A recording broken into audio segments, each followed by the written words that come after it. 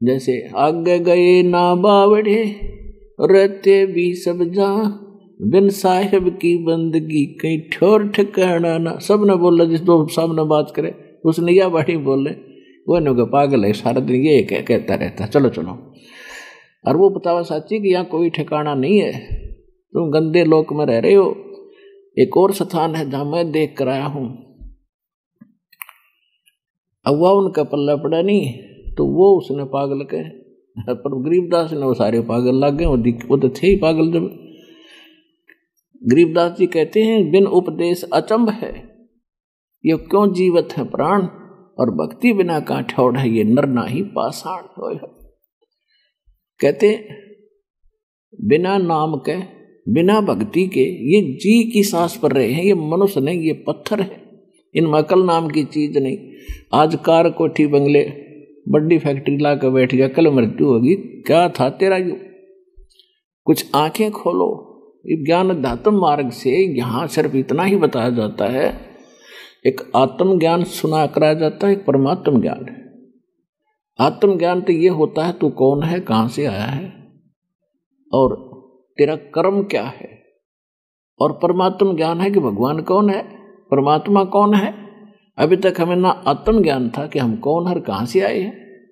बस इतना बता देते हैं, जीव अमर है, मनुष्य कर्म अनुसार जन्मता मरता रहता है, भक्ति करने से स्वर्ग चला जाता है, कर्म अनुसार नरक चला जाता है। ये कोई आत्म ज्ञान था। आत्म ना परमात्म कोई ज्ञान नहीं था आज तक हमारे को।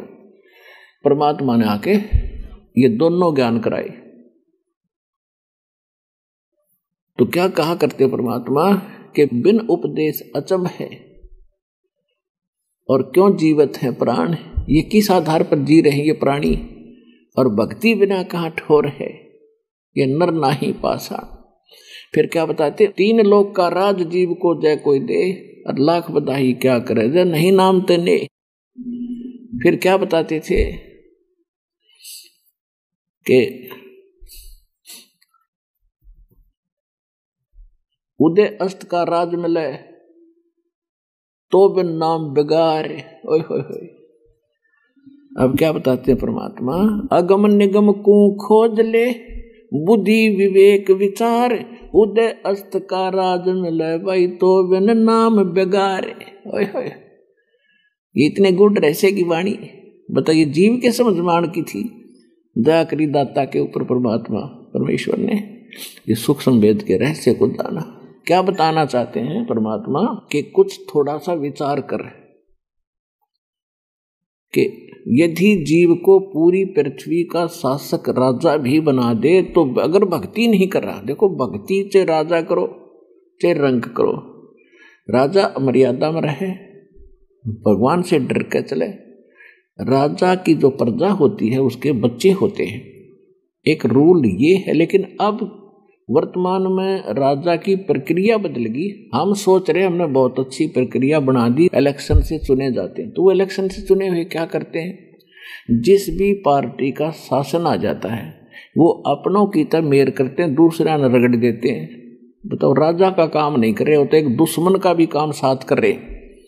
राजा का काम है, प्रजा का पिता होता है, और बाप अपनी सारी संतान को एक दृष्टि से देखा करता है।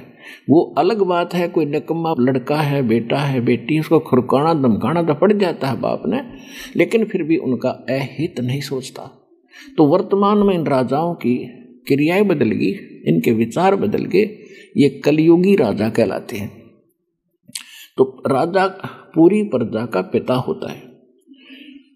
और यहाँ क्या बताते हैं कि राजा भी भक्ति करे और अपने कर्तव्य कर्म करे, बस बुरा नहीं करे किसी का स्वप्न में।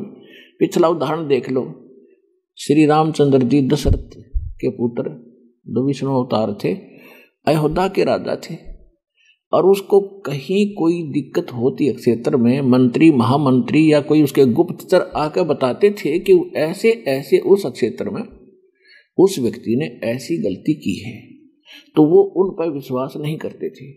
स्वयं वेश बदलकर किसी भी रूप में जाकर वहाँ लोगों की चर्चा सुनते थे, और वहाँ तक भी पहुँचते थे, उनसे भी बातें करते थे, भाई क्या हुआ, कैसे हुआ। जब कति निर्णय पता लग जाता, अपनी आँखों कानों सुन लेते, तब निर्णय लिया करते थे। वर्तमान में कोई कह दे उसकी पार्टी वाला फलाने ने ऐसे कर दिया जी, अपने ये हो जाएगा, रगड़ दो उसको, तो ये अपने कर्म बिगाड़ रहे हैं, कालनतीत बिगड़वाने हैं, इसी के बच्चे हैं, राजा भी उसी का बच्चा, प्रजा भी उसी के बच्चे। लेकिन राजा का कर्तव्य नेक हो। तो यहां क्या बता रहे हैं कि जो राजा भक्ति नहीं करता, फिर आम जीव की तो कहने की जरूरत है क्या ना, जो भक्ति नहीं करता उसकी तो होगी दुर्गति क्या, क्योंकि हम राजा को बहुत सक्षम मानते हैं, तो उस राजा की ही क्या हालत होगी। क्या बताते हैं कि अगम निगम को खोज ले बुद्धि विवेक विचार, उदय अस्त का राज मिले तो बिन नाम बिगार। अब बिगार की डेफिनेशन बताएंगे, आपको नहीं पता होगा। यहाँ हरियाणा की भाषा में तकरीबन ये वाणी बोली गई है, और इसको समझाने के लिए गुरु टीचर मीडिया की आवश्यकता होती है, ताकि वो सभी को सिंपल करके समझावे इन सदग्रंथों को। ये सूक्ष्म वेद है। बिगार का मतलब होता है जिसमें इनकम कती ना हो, खर्चा खर्चा हो। जैसे पहले पुलिस वालों के पास ये गाड़ी नहीं हुआ करती, जीप जाप नहीं होती थी, ये किसी भी सवारी ढोने वाले व्हीकल ने, जीप को या 3 व्हीलर को पकड़ ले जाते थे, उससे अपना रेड लगाते थे। तो ऐसे हमारे गांव से 3 व्हीलर चला करते शुरू में। सड़क बनी 1969-70 की बात है। तो उनमें से एक नहीं आया तो दूसरे ने पूछा कल क्या बात होगी, कल क्यों नहीं आए सवारियां, और भी व्यक्तियों ने पूछा। उसने बताया कल मैं बेगार में फंस गया।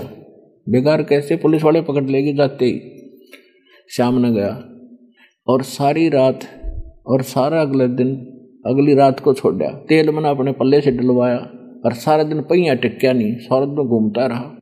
तो कहने का भाव यह है कि जैसे 3 व्हीलर चलता है तो वो नहीं सोचा करें घनी कमाई करेगा आज यू, तो वो चलता दिखा था। और आम आदमी ने सोच रहा होगा कि ये कोई बड़ी कहीं दूर लंबे सफर पर जा रहा, अच्छी कमाई करके लिया होगा, और वो पल्ले से अपने जेब से तेल डलवा रहा था, अपने पल्ले से रोटी खा रहा था, और सारा दिन घुमा रहा था, पहिया टेका नहीं, और चवन्नी की इनकम नहीं, इनकम के साथ में खर्च और हो गया, इनकम तो छोड़ो। तो उसने वो बेगार कहा करते कि आज मैंने बेगार ढोई सारा दिन, यानी पल्ले कुछ मिला नहीं, खर्चा घना हुआ और पहिया टिक्या नहीं, सारा दिन भागता रहा पागल की तरह। तो यहाँ परमात्मा इस शब्द से क्या समझाना चाहते हैं कि अगम निगम को खोज ले और बुद्धि विवेक विचार, उदय अस्त का राज मिले तो बिन नाम बिगार।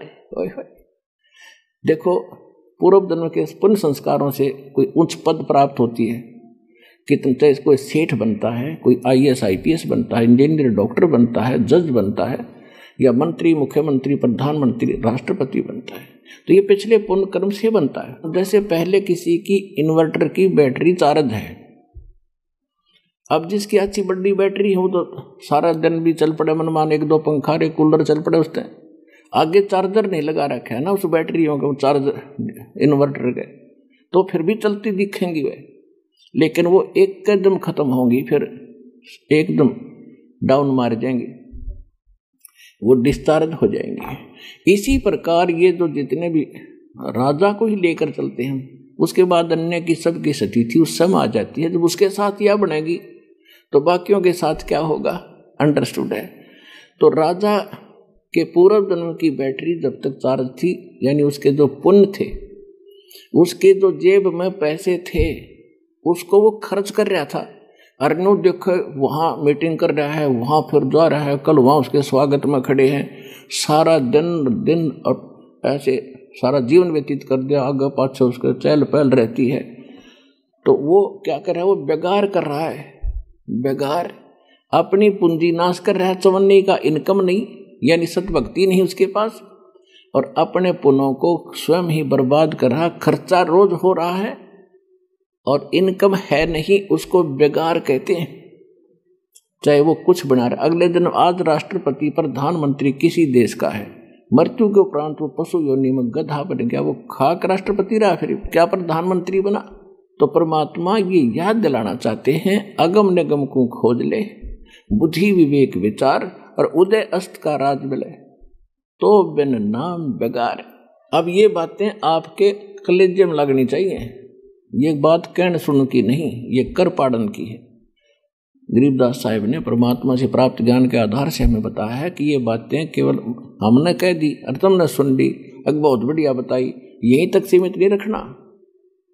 ये कर पाड़न की है, इनको पर अमल करके और इनको यहाँ से निकलने की चेष्टा कर, हाथ पांव मारना शुरू करो, तड़प बनाओ अंदर, फिर साथ देगा भगवान आपको। अभी तक तो आप यहाँ टिके बैठे हो, आपने सोचो बस ठीक है फलाना सुख हो जा, धकड़ा सुख हो जा, बस ठीक है भगवान बढ़िया, ये तो सुख होंगे ही होंगे क्योंकि आपको भक्ति ऐसी मिल गई। लेकिन ये फिर झूठा सुख बताया, 1 मिनट में मृत्यु हो जाए, सुख न के सिर पर धराएंगे, तो यहाँ कितना धनी हो जाओ। तो ये बातें याद रखने की है। अब ये ज्ञान गरीबदास जी वाणी से बोला करते थे, वो उसका विश्लेषण नहीं करते थे, उनको अधिकार नहीं था, क्योंकि ऐसा विश्लेषण ये कर जाते तो ये सारे के सारे इस ज्ञान में घमोड़ रहे होते। अधिकारी वो है नहीं, अधिकारी के बगैर ये मंत्र काम नहीं करे। चाहे बेसिक इस मंत्र ने मुझदास से लेकर कोई नकली आगे बन कर पंथ संत बैठ जाइयो, उससे कोई लाभ नहीं होगा, डुप्लीकेट पासपोर्ट होगा उसका, वो कहीं काम नहीं आएगा। तो कुछ दिनों के बाद क्या हुआ, एक दादू पंथ का एक संत बना हुआ था, गृहस्थी लाला जी था, सेठ, 60-65 साल की उम्र होगी थी, घर त्याग के अपने दादू पंथ का प्रचार किया करता। छुड़ानी में उसका एक शिष्य भी था। वो ऐसे 2-3 साल के बाद फिर आया, उस शिष्य के घर रुका, और दादू साहब जी कोई परमात्मा आए थे ऐसे ही गरीबदास जी की तरह। 7-8 वर्ष के थे दादू जी, बालका में खेल रहे थे बनी में,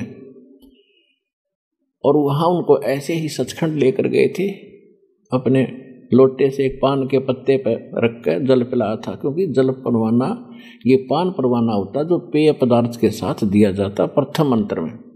फिर नहीं, परमात्मा ने दास को बताया वही इस तरह आपको यहाँ से प्रथम मंत्र के साथ पान परवाना दिया जाता है, मिश्री और वो मंत्रित जल होता है एक, वो पान परवाना कहलाते हैं। गरीबदास जी को गाय के दूध के साथ दिया था, और दादू साहब जी को उस पान के पत्ते पर रख कर एक जल अपने करमंडल से डाला, तो वो दे करके सचखंड लेकर गए थे। फिर 3 दिन और 3 रात तक बेहोश रहे थे दादू जी, सबने मृत जान लिया था, सारे रिलेटिव इकट्ठे हो गए थे, रिश्तेदार आकर बैठ गए थे, उसके अंतिम सांस गिने थे, कब मरेगा, कब सांस पूरे होंगे। इतने में वापस भेज दिया था एकदम, उठे दादू जी। अगर दादू जी को वहाँ वो ना दिखाई देते, सारे इकट्ठे हुए, तो इन्होंने सोचा वो सपना था कोई, जब देखा हाहाकार माचरी, जब चीख सचमुच, तो तब दादू साहिब जी ने कहा था, जिन मुझको निज नाम दिया सोए सतगुरु हमार, दादू दूसरा कोई नहीं कबीर सृजनहार। तो ये वाणी दादू साहिब जी के मूल ग्रंथ के अंदर है। वर्तमान में उन्होंने उन वाणियों को निकाल दिया, क्योंकि परमात्मा ने गुप्त रखना था। फिर दादू जी की बुद्धि फेर दी, वो और ज्ञान बताते रहे, वो जो बताना था वो लिख दिया था। अब उन्होंने वो वाणी निकाल दी उसमें से मूल ग्रंथ में, वो जो कि तुम आज भी है। वो जो दादूपंथी संत गोपाल दास था, वो इस बात का परिचित था, संतों की वाणी को बहुत अच्छी तरह जानता था और उनको से प्रभावित था। गोपाल दास जो दादूपंथी संत छुड़ानी में अपने शिष्य के यहाँ आके रुका, तो शिष्य ने गांव का था, उसने कहा कि महाराज जी, संतों की विद्या संत ही काटा करते हैं। हमारे एक लड़की का लड़का है और उसको एक बाबा जी ने जादू जंतर करके कुंवारी गाय का दूध निकाल दिया, वो बच्चे को पिया दिया, वो पागल हो गया, मर गया था, वो तो मृत्यु को प्राप्त हो गया था। भगवान की दया हुई, जीवित हो गया पर पागल हो गया। सुना है संतों की विद्या संत ही काटा करते हैं, आप दया करो उस पर, जब ठीक हो जावे तो रजा करो। भगवान की दया हुई, जीवित हो गया पर पागल हो गया। सुना है संतों की विद्या संत ही काटा करते हैं, आप दया करो उस पर, जब ठीक हो जावे तो रजा करो। उसने कहा भी लाओ उस लड़के को बुला लाओ यहाँ पर। तो उसका शिष्य गया गरीबदास जी के नाना जी के पास, तो 2-4 भक्त और साथ गांव के व्यक्ति साथ होकर के गोपाल दास संत के पास आ गए और उसको कहा, महाराज जी हमने तो सारा दिखा लिया, जाड़े रपटे भी करवा लिए, मेंटल दवाई देता था वो औषधि भी खवा ली, पर इसका कोई असर नहीं होता। तो उसने कहा मेरे पास। तो दादूपंथी संत ने पूछा कि बच्चा वो कौन था जिसने तेरा जीवन नाश कर दिया?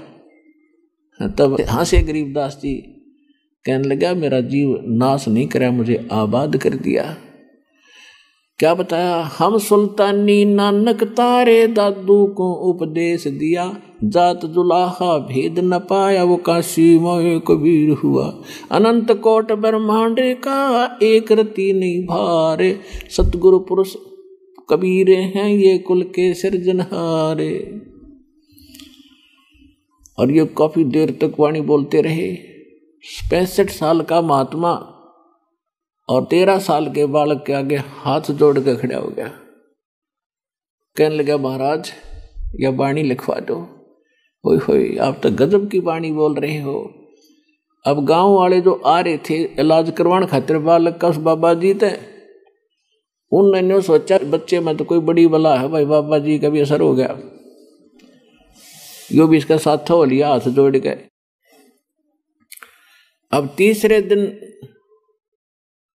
गरीबदास जी ने कहा कि गोपाल दास यदि पूरी वाणी लिखा तो मैं लिखवाऊं, कदे बीच में छोड़ के भाग गए। वो पक्का करना था। गोपाल दास ने कहा दादू पंथी ने कि महाराज जी घर तो फ्री हो रहा हूं मैं, मुझे कोई काम नहीं, 2 रोटी चाहिए वो आप दे ही दोगे और पूरी लिखूंगा। उन्हीं का एक बाग था बटबेरी का, बेरी का बाग, उसमें जांडी का एक पेड़ था, गांव से बिल्कुल साथ में बनी में। वहाँ एक जांडी के पेड़ के नीचे गरीबदास जी बोला करते थे मंगलाचरण से लेकर लास्ट तक, और दादू पंथी गोपाल दास लिखा करते थे। वो अमरवाणी परमात्मा की दी हुई गरीबदास जी का आंखों देखा सचखंड सतलोक, कैसा है भगवान, कैसे मिलता है परमात्मा, वो सारा कुछ इसमें लिख कर चले गए। लेकिन उन्होंने लिखा ऐसे तरीके से कोई समझ नहीं सका था। गरीबदास जी पढ़ते पढ़ते 250 साल हो गए, किसी ने कक्का पता नहीं इसमें कह के रखा है। या दयादास को हुई है सारी इन सदग्रंथों के खजाने को खोलने की, और समझा है तो सदर पाँव बहोर नहीं रे ऐसा दाव। बोलो सतगुरुदेव की जय।